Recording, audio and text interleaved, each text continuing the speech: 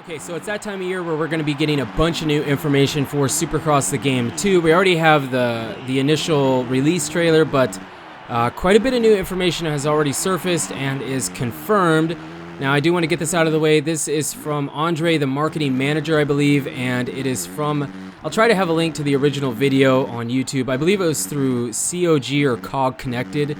I'll try to have the link to the video if you want to watch the whole thing, because there is some things that I'm not elaborating on, but quite a few new points and information and features that'll be in the game. No actual gameplay yet, but I'm sure that will be showing up eventually on YouTube like it usually does. Anyways, so before we get into the new features here, I do want to mention that he did say that with the initial Supercross The Game, it was more about kind of showing you the sport and the rules and everything, because he had said it had been quite a while since an official Supercross game had been released, so they wanted to do it that way. And now with the second version of the game, they want to focus more of the life of the rider and whatnot. So I don't really know. Now, I have a bunch of points written down here, and bear with me, my handwriting's really bad, and it's pretty late at night, and it's kind of dark in here, so I might have a few pauses. But the first thing I want to talk about is the career. So this was kind of...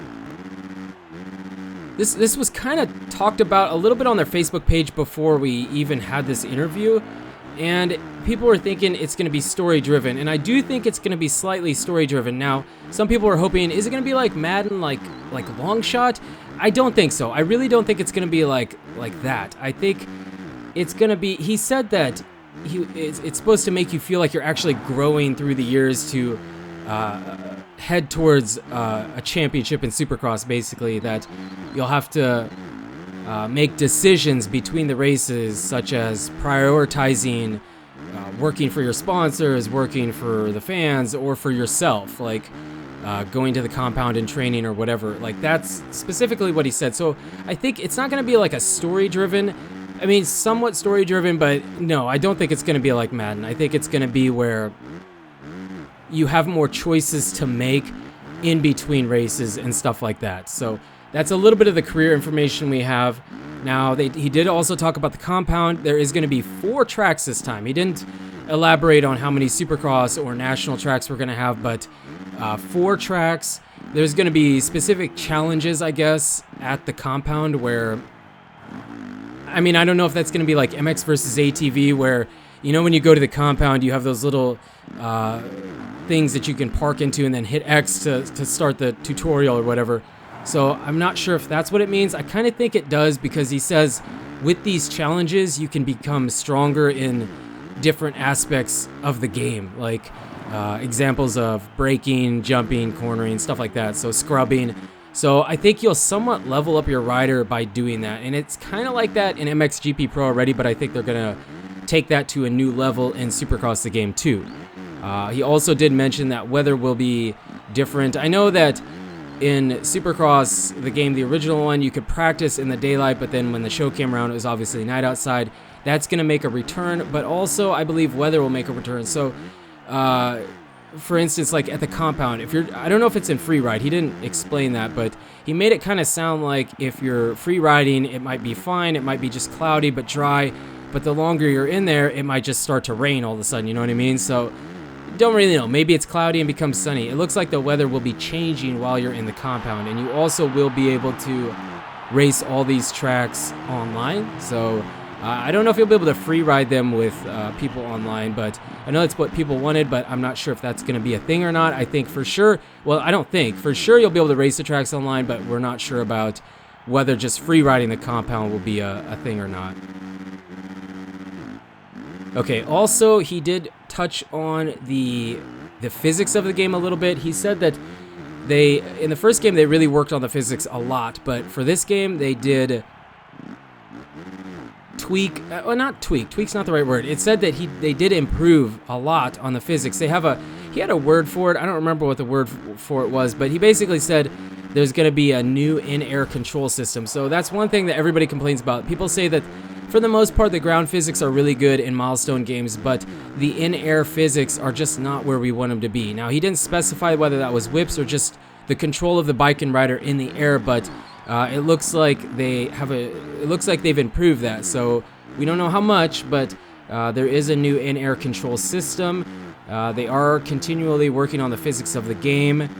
And yeah, that's kind of what he said about the physics. He didn't talk too much about that. It was a really short interview too, so trying to get as much out of it, I guess, as we can, as much concrete information.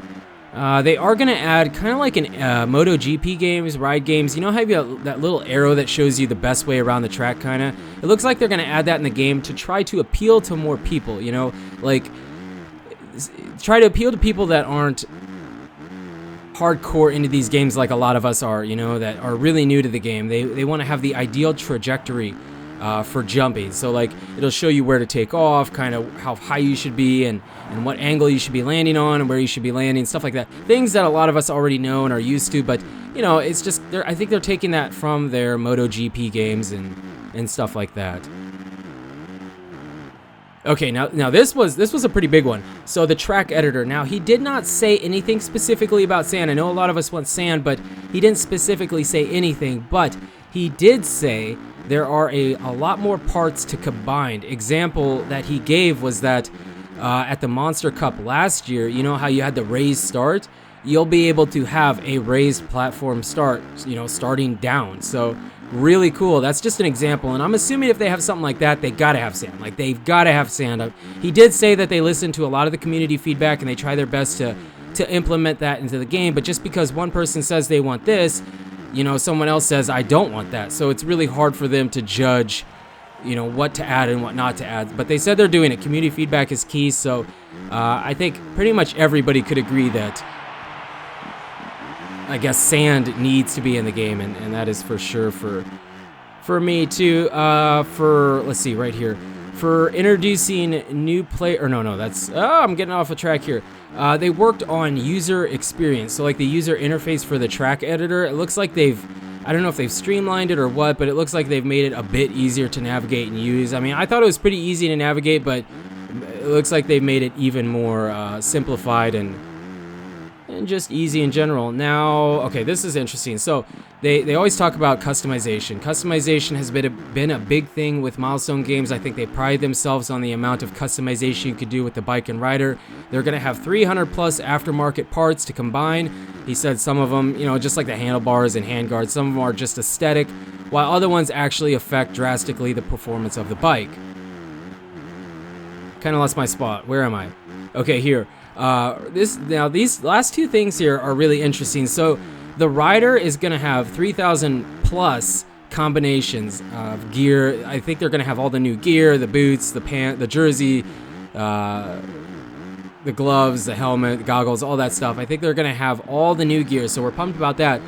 But it looks like you're going to be able to customize your own personal rider quite a bit. Like, he mentioned tattoos and earrings, or piercings, I guess. I think he said piercings or earrings, I'm not sure.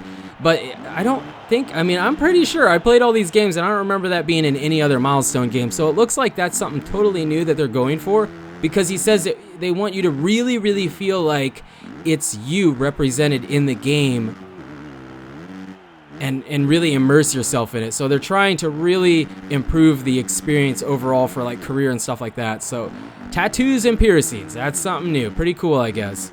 Now this one, I guess this one's pretty crazy because there really is no tricks in Milestone games. I mean, the only trick is the 360, which it's not really supposed to be there, but yeah, it is. So he mentioned celebrations. So celebrations, there's going to be like, I think he used the word quick time events. So quick time events, if you finish in first, second, or third. So if you finish in first, second, or third, you will be able to do like a quick time event over the finish line to do like a celebration, like a fist pump, maybe a heel clicker or a knack. I think they're going to add like very, very basic tricks maybe to the game. And he said that you will unlock more of the celebrations the higher you rank up. So like certain butt patches in the first game were unlocked by leveling yourself up. I think it'll be a similar system where like the higher level you get, the more celebrations they'll have and stuff like that. So interesting that they're kind of implementing a little bit of freestyle celebration at the end of the race. So I don't know. That's I guess that's what we have so far. This was confirmed. This was via their Andrea, the marketing manager. Again, I'll have the link to the full interview if you want to see that. At least I'll try to. And it was COG Connected, I believe, is a YouTube channel, so courtesy of them. But it was confirmed. Everything in here was confirmed. He didn't elaborate on some things. I mean, like me mentioning the sand section, I'm assuming that'll be in there, but there was like no confirmation. So yeah, that's what we have so far. Let me know what you guys think of the new news, I guess, and what your opinions are. Are you glad for it? Are you upset about it? What else are you hoping to see in the game? I know we already asked this, but if there's something else you had thought of. So you guys and girls are absolutely amazing. We'll stay on top of all the information here as it comes available to us and let you know, keep you in the loop. So again, you guys and girls are absolutely amazing. Thank you so much for the support on the channel lately. And until the next video, take it easy.